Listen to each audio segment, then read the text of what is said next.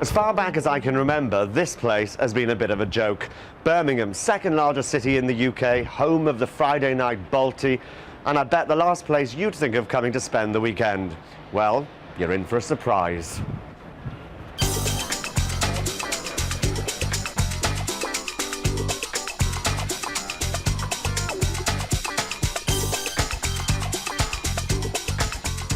I first came to Birmingham in 2009 and I was blown away by places like this. It used to be a 60s eyesore, now it's one of the coolest addresses in the city. And how cool is it to be able to stay in your own apartment?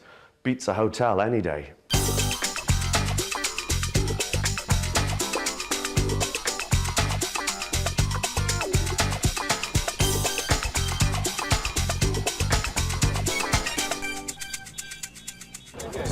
For years, this was the place that gave Birmingham its bad name. The bullring, symbol of all that was wrong with 60s concrete Britain, now swish, stylish, 21st century.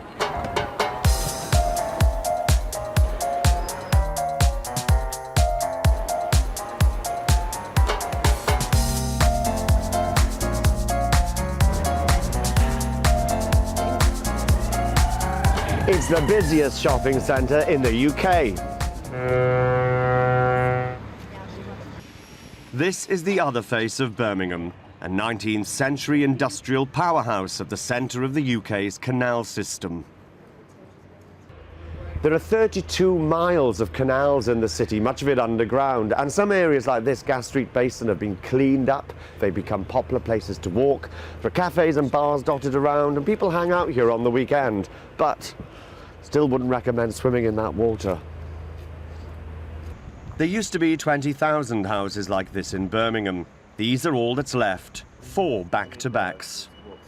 And that's literally what these are, terraced houses backing onto one another.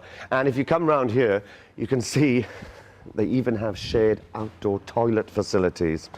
Now, this is about the only place in Birmingham today where you can get a sense of the everyday lives of ordinary working-class people during the city's industrial heyday. So 1 room for 1 family, 9 children, 2 lodgers, 1 room for cooking, entertaining if you had the funds. There is a little scullery there and there is a sink, but there's no means of water escape, so there's no drainage in this house. So any wastewater goes into a bucket out into the yard.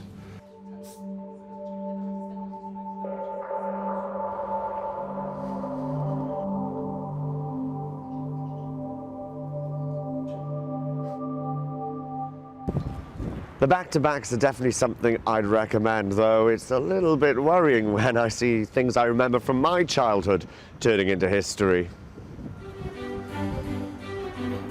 The only ordinary people you'd find here were in the audience, come to listen to one of the greats of their day.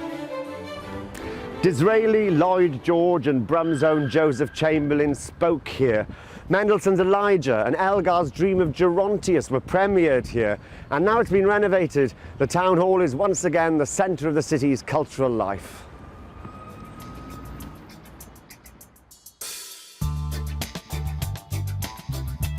Culture has been on Birmingham's mind. The city pitched to be the UK's first city of culture in 2013, losing to Derry.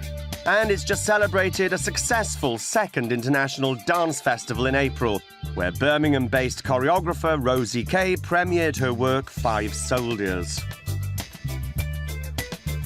Rosie, tell me about 5 Soldiers.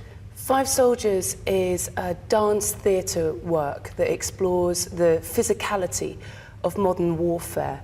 There's been a lot about the technology, the equipment, the politics of war, and I wanted to explore the physical, human aspect of both the training, how do you create a soldier, what a soldier goes through, but also the human costs of injury of war as well. It seems to me dance plays a very important role culturally in the city. Would you agree? Absolutely. I wouldn't be here otherwise. I absolutely love it. It's fantastic for dance. We've got so much going on. A lot of good companies, a lot of fantastic venues, but I think also an audience of people that really appreciate dance as well as want to participate in dance events. And that role will become even more important, of course, if you get the title Capital of Culture in 2013. Well, that's right, absolutely. I hope so. We've got a lot we can build on with Birmingham Royal Ballet and the International Dance Festival Birmingham. But I think also it's about saying that Birmingham's a fantastic place to live, to work, but also to visit as well. There's a lot going on here.